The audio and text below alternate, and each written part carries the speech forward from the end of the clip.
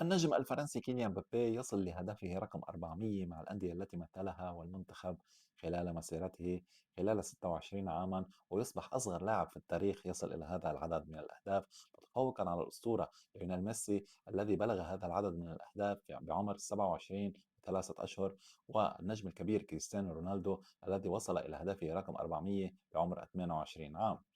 بالتفاصيل وأهداف كيليان مبابي مع الأندية، حيث سجل 256 هدفا مع النادي الباريسي وهو الهداف التاريخي لباريس سان جيرمان.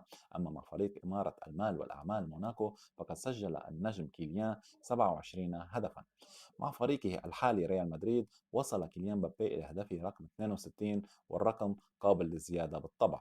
أما مع منتخب الفرنسي فقد سجل كيليان مبابي حتى الآن 55 هدفا، وهو طبعا مسألة وقت وسيصبح الهداف التاريخي لمنتخب الديوك الفرنسية.